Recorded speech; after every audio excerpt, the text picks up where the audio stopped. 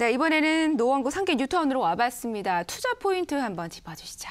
네, 그 상계 뉴타운 투자 포인트 4가지인데요. 그 첫 번째는 GTX 신호선과 동북 경전철, 지하철 4호선 연장 등 교통 호재가 있고요. 그 두 번째는 이제 창동과 상계 지역에 창업 및 문화산업 단지가 조성이 될 예정입니다. 그리고 이제 저평가된 지역으로 인서울에서 2억 미만 투자가 가능하시다는 점. 마지막으로 그 향후 노원구 신축 아파트 중에서 유일한 대규모 아파트 단지라는 겁니다. 최근에 이제 동북권에 대한 호재가 상당히 많이 있습니다. 그래서 이런 호재들을 상계 뉴타운도 고스란히 이어봤기 때문에 향후 전망이 상당히 좋을 것으로 판단이 됩니다.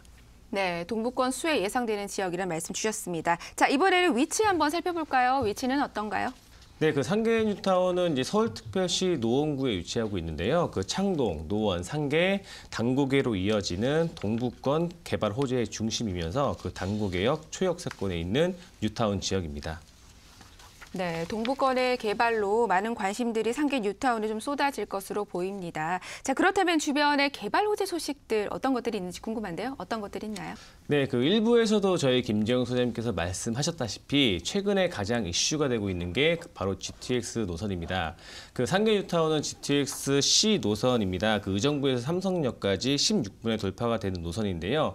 그 이번 달 11일에 이제 사업 추진이 확정이 되었습니다. 그 상계 뉴타운 바로 옆에 창동역을 지나가기 때문에 그 상계 뉴타운 완공 시점에 맞춰서 이용이 가능해질 것으로 보여집니다. 네, GTX 언급해 주셨는데 이외에도 다른 지하철 노선도 좀 들어설 예정이라고 들었습니다. 그런가요? 네, 그 동북선 경전철 이야기를 빼먹을 수가 없습니다.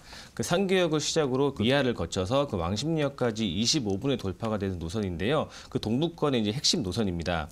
그 하루 이용객이 약 21만 명을 예상을 하고 있고 그 이 또한 2024년에 달려가기 때문에 그 상계 뉴타운 완공과 맞물려서 교통의 호재로 좀 다가올 것입니다. 그리고 또 한 가지 이제 호재가 있는데요. 바로 이제 지하철 4호선 연장입니다. 당고개역에서부터 이제 별내 신도시 오남, 진접을 잇는 4호선 연장을 2020년 안에 개통할 예정이기 때문에 상계 뉴타운이 앞으로 발전되는 그런 모습에 기대가 아주 크게 됩니다. 그리고 이제 동부간선도로 이제 지하 얘기가 나오고 있는데요. 그 동부간선도로 지하화되면서 중랑천이 복원이 되면서 삶의 질의 향상을 시킨다고 하니까 참고하시면 좋을 것 같습니다. 네, 이번에는 노원구 하면 교육의 도시로 좀 잘 알려져 있죠. 교육 환경은 어떤가요? 네, 그 예전부터 노원구는 교육의 중심가였습니다. 그래서 유명한 학교들도 많이 있고요. 유명한 학원들도 있기 때문에 그 학군을 좀 중요시하게 보시는 이제 실거주자나 투자자분들에게는 저렴한 가격으로 투자할 수 있는 유일한 투자처가 될 것 같습니다. 네, 최근에는 노원구에 일자리가 생겨나는 호재 소식이 좀 있다고 들었습니다. 어떤 건가요? 네, 그 노원구 하면은 이제 일명 이제 베드타운이라는 오명을 많이 쓰고 있는 그런 지역입니다. 이제 하지만 이제 그런 말도 이제 옛말입니다. 창동역과 노원역 사이에 이제 중랑천을 중심으로 창동역은 GTX C 노선이 들어서면서 이제 복합 환승센터가 만들어지고요. 글로벌 비즈니스 존이라든지 아레나 공연장, 지식산업센터, 문화산업이나 이제 창업지원센터가 만들어집니다. 이제 즉 한 1000여 개의 이제 업체와 8만 명의 일자리가 창출되다 보니까 정말 앞으로가 기대가 되는 그런 뉴타운 지역입니다. 그 참고로 이제 아레나 공연장에서는 반기마다 K-팝 페스티벌이죠. 열린다고 합니다. 예. 네, 교통 호재뿐만 아니라 문화나 여러 가지 변화가 좀 있을 것 같습니다. 자, 오늘은 재개발 투자 시의 장점을 또 팀장님께서 설명을 좀 해주신다고 들었습니다. 어떤 장점들이 있을까요?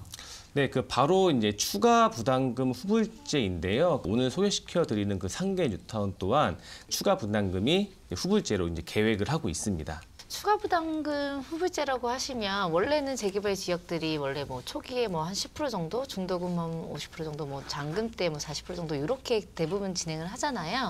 근데 후불제라고 하시면 마지막에 다 내는 거 맞나요? 그러면은 대출 규제가 이제 있는 만큼 다른 분들에게 조금 호재로 희소식일 것 같은데 자세하게 한번 설명 좀 부탁드릴게요. 네, 맞습니다. 원래 이제 재개발 이제 사업을 추진을 하면서 그 이제 추가 분담금이 이제 가장 많이 이제 걱정과 이제 고민거리 되실 거예요. 근데 최근에 이제 9.13 대책 이후로 대출을 좀 규제하다 보니까 그 추가 부담금, 즉 대출을 이제 받을 수가 이제 없게 되는 상황이 만들어지거든요.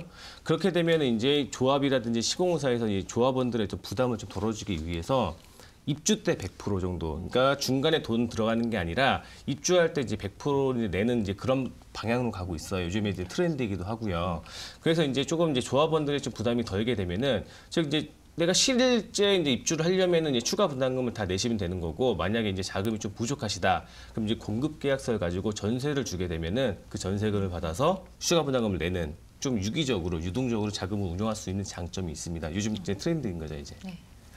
네, 지금 이 추가 부담금 후불제 같은 경우는 벌써 이미 재개발 지역에 따라서 사례들이 있어요. 이제 이런 게 좀 추세긴 하는데, 지금 이 부분 같은 경우는 아무래도 이제 조합이 사업을 추진함에 있어서 이 추가 부담금 얘기를 해결하지 못하다 보면 아무래도 사업 지연이 이제 되다 보니까 이러한 부분들을 좀 해결하기 위해서 아예 계약금 뭐 10%만 넣고서 잔금을 90% 넘긴다든가 이런 식의 방식들을 하고 있는데, 하지만 지금 다른 재개발 지역들이 봤을 때 얘네들은 이렇게 했으니까 이 지역도 이렇게 할 거다라고 확답은 잘 못하는 부분입니다.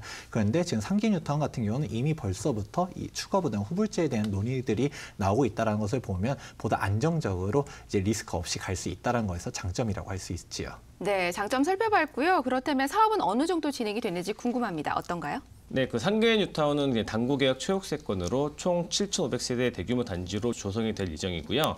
각 구역별 이제 진행 상황을 보시게 되면은 그 1구역 그 1,400세대 건립 예정이고요. 조합원 수는 약 740명이고 조건부로 건축 심의가 통과됐다는 거 참고하시면 될 것 같습니다. 그 2구역은 총 건립 세대 수 2,200여 세대가 되고요. 조합원 수는 약 1,400명. 5구역은 총 건립 세대 수 약 2,000여 세대고요. 조합원 수는 약 800명입니다. 그 2구역, 5구역은 지금 건축 심의 중이니까 투자에 참고하시면 될 것 같습니다. 네, 그렇다면 마지막으로 가장 중요한 가격 한번 살펴보겠습니다. 어떤가요?